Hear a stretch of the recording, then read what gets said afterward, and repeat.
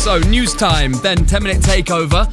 But it is 5:45. Wednesday afternoon, it's Chris Smith with the news. Listen, watch, share. This is BBC Radio 1. More young people are finding work. There's a lot more opportunities for people now. There's loads of jobs going. But nearly 1 million under-25s are still unemployed. I even stopped going out looking for work now because there is nothing about. I'm starting to think maybe there's no way out. I'm going to be stuck here for the rest of my life. We've been to one place where they think that your health, confidence, even your appearance could help you land a job. So what is more important, your CV or the way you look and feel? Text us on 81199 or send a tweet to @BBC Newsbeat.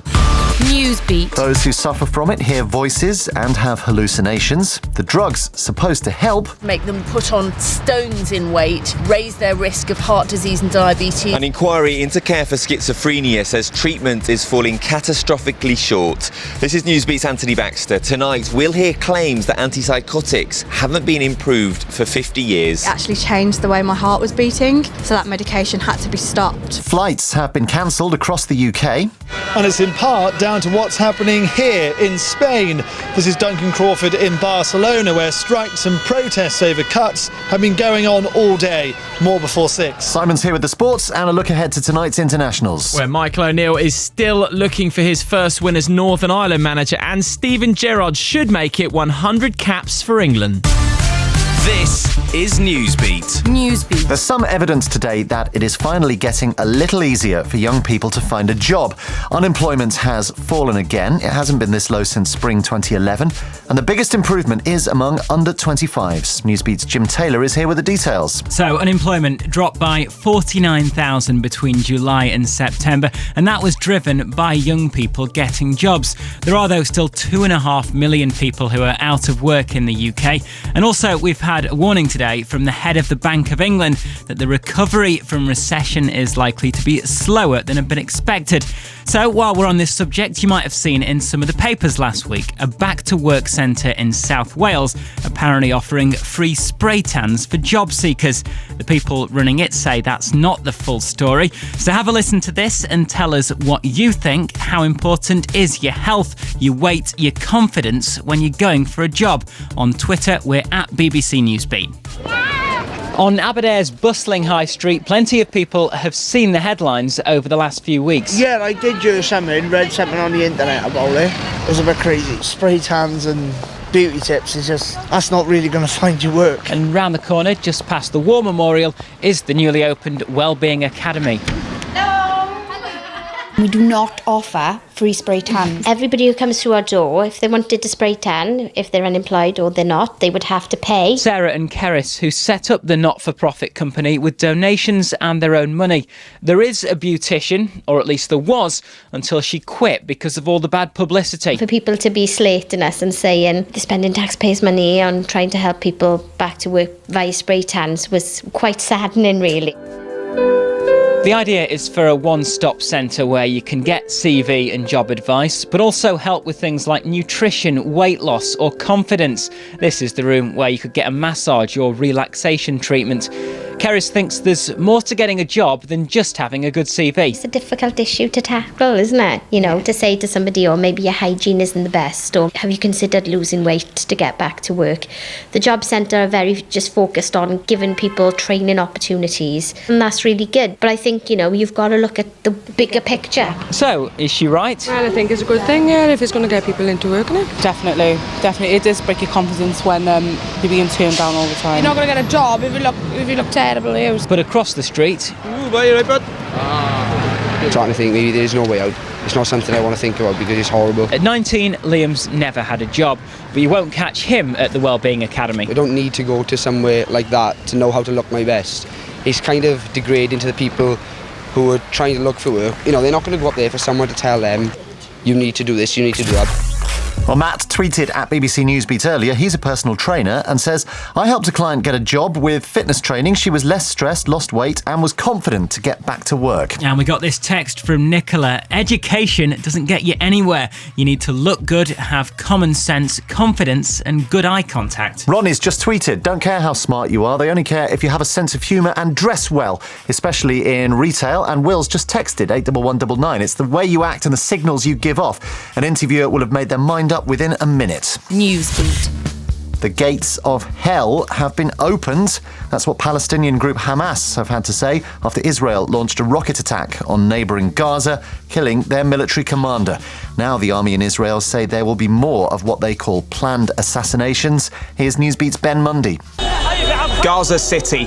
As hundreds of people gather on the street, a mangled silver car lies smoking in the middle of the road. The head of the Hamas military wing, Ahmed al-Jabari, was inside. Witnesses say he and at least one other person died when the car exploded. He's the most senior Hamas official to be killed in Gaza since an Israeli offensive 4 years ago. They say he was targeted because of a decade of terrorism and that about 20 sites have been hit in Gaza today. This evening, as gunfire echoes through the city, anger is growing. This is a massive escalation of the trouble in the Middle East, and there are now fears the attack could lead to more violence. Things had been tense in the area since the weekend when hundreds of rockets were fired from Gaza into Israel. The Israeli army responded with tank fire, killing 6 Palestinians. Being under attack, it changes the night, it changes the day, it changes the way you shower, the way you take the children into the car. Newsbeat travelled to Gaza last year to meet teenagers there. It borders Israel and is controlled by the Palestinian group Hamas. They don't recognise neighbouring Israel, though. It gets to you all the time in any place. You can find out more about Hamas on the Newsbeat website. In a statement, they say they now consider this to be a war. The UK government is calling for restraint. Avital Leibovich is from the Israeli Defence Force. The escalation started when Hamas chose to target Israeli civilians, and this is why we went to this operation. Newsbeat. More than 6,000 people in England were given treatment for abusing club drugs like ketamine and methadone last year. More from Newsbeat's Maddie Lown. The National Treatment Agency for Substance Misuse say although the numbers are low, they are worried they'll continue to rise because these kinds of drugs are relatively new. This 18-year-old says he was addicted to MCAT. Honestly, I think if I'd carried on taking methadone for much longer than I did, I would be dead now. It did so much damage. The NTA say drug services now need to improve to keep up with new developments. An investigation into the death of a 13-month-old girl at Birmingham Children's Hospital found the staff there made serious mistakes. Hayley Fullerton died 3 years ago after heart surgery. The hospital failed to monitor her properly. A spokesman from the hospital said they offer a heartfelt apology. Newsbeat. Still to come on Newsbeat. The dream for me was to put on an English shirt once, so to have done it 99 times and to get to the 100 is a fantastic achievement. That's Steven Gerrard ahead of England's friendly with Sweden. All the build-up to tonight's football internationals with Simon in a few minutes. Newsbeat. But before that, some of you will be listening to Newsbeat at home this evening when you're supposed to be abroad on holiday. Hundreds of UK flights were scrapped today because thousands of airport staff are on strike across Europe. Millions of others walked out as a protest against government cuts in Italy, Greece and Spain. Newsbeat's Duncan Crawford is with protesters in Barcelona.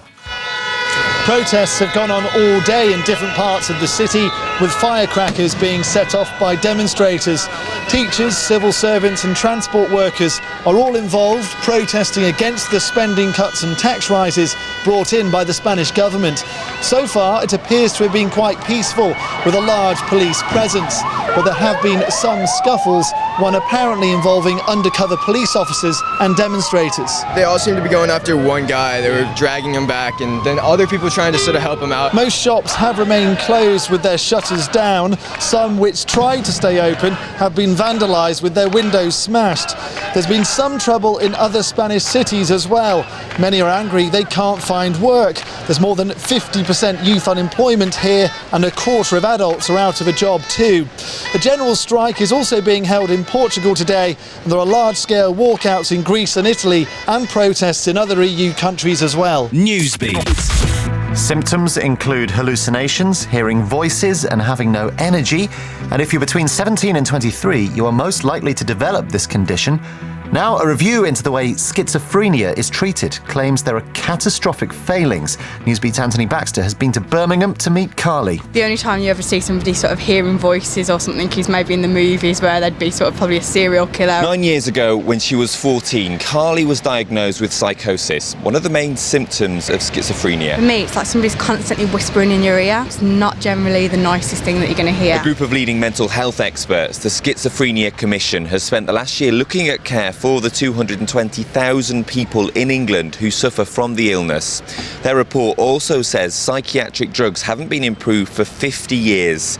Jane Hughes is from the charity Rethink Mental Illness. They helped set up the inquiry. They could make them put on stones in weight, raise their risk of heart disease and diabetes, mean they could die up to 20 years early.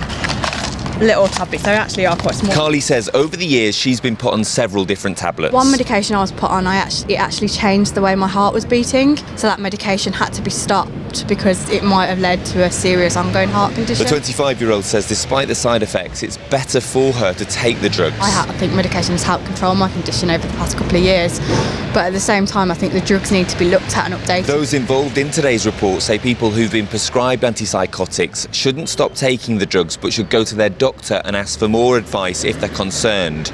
On the Newsbeat website, you can see a video of me and my story. There's advice on how to get help, and you can also find out about Claire, who's taken antipsychotics for 20 years. My mind was emptied by the sedation of the medication. The Health Minister Norman Lamb admits people are being let down, but says the government is working to improve care for those with serious mental illness. And Carly says just because she's on medication, it doesn't mean she can't have a life. Big Liam Neeson fan. I play netball, turns into a bit of a free-for-all by the end. We're just like, no, we should have won. Newsbeat. Let's get all the sport now with Simon Mundy. And we'll get to tonight's international football matches shortly. But first, the Welsh Rugby Union team has been dismantled ahead of their autumn international with Samoa this Friday. There are 8 changes from the side that slumped to a disappointing 26-12 home defeat by Argentina. Now, the biggest name to get the axe is captain Sam Warburton. He was seen as untouchable just a season ago. He's replaced as open side flanker by Justin Tipuric and as captain by Ryan Jones. Right, back to tonight's action, and we'll start with Northern Ireland, the only of the home nations to be playing an actual World Cup qualifier. They're up against Azerbaijan in Belfast, with boss Michael O'Neill desperate to avoid going the whole of his first year in charge without a win, although he did steer his team to an impressive draw in Portugal. We were ultimately disappointed that we didn't hold on to win the game in Portugal. Again, another test for us tonight. If we can take 3 points, I think we're in a decent position in the group. From Belfast to Stockholm, where Steven Gerrard is set to join an exclusive band of players to have earned 100 England caps. It's just very flattering for me to get to the 100 mark and join the other 5 guys who have all been top players in their time and in their eras. It's really flattering. And at the other end of the scale, 17-year-old Raheem Sterling is set to get his first cap in tonight's friendly with Sweden. He will become the 5th youngest player to turn out for England. Under 21 boss Billy Stark has a chance to show he can succeed Craig Levein permanently as Scotland manager. He's in charge for their friendly with Luxembourg tonight. And ahead of day one of the first cricket test between England and India, the big dilemma for England is between selecting a second spinner in Monty Panesar or a bowler who can bat in Tim Bresnan. BBC Newsbeat. All right, thanks a lot, Simon. Let's hear now from our entertainment reporter, Natalie Jameson, because it looks like X Factor might not be Christmas #1 this year. The talent show has basically taken itself out of the race by holding its final earlier than usual. We had a taste this could happen from last year. Because Christmas Day fell on a chart day, a Sunday, X Factor winners Little Mix released this 2 weeks early. So come on, teach me to be shy.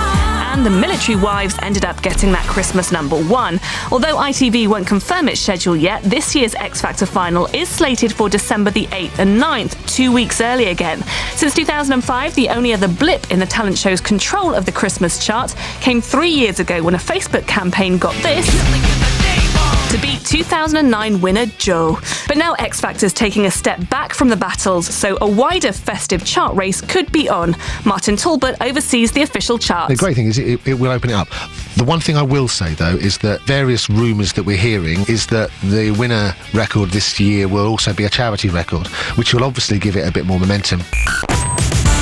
It's an image some people might not have expected to see. We love Rob! We love Kristen! We love Rob! We love Christmas! But tonight, Robert Pattinson and Kristen Stewart will be side by side for the UK premiere of Twilight Breaking Dawn Part 2. In July, the actress revealed she cheated on her co-star boyfriend with a married film director. If it happened, everyone makes mistakes, but I generally don't think it happened. I honestly think it is to get sort of the heat off her and Rob. Statements that she released are just so out of character. It makes it seem like it's just a public stunt. Journalists going tonight have been told personal questions are off limits. This is the last film in the Twilight saga, which to date has made more than £1 billion worldwide at the box office. Sleeping bags, hand warmers, drinks, blankets, cards. We've got baby wipes and the toilets. Head to the Newsbeat website to meet that lot and some more Twihards. It's all on our homepage. It's 6 o'clock, you're listening to Newsbeat. Newsbeat. And our top story, the number of young people out of work has fallen. Nearly 50,000 people found jobs between July and September. And the weather, some showers tonight across Northern Ireland and around the borders. Tomorrow, mainly cloudy with the odd spell of rain in Cumbria, the south of Scotland, and some more showers for Northern Ireland too. Newsbeat. Newsbeat. Thank you, News. 10-minute takeover. BBC Radio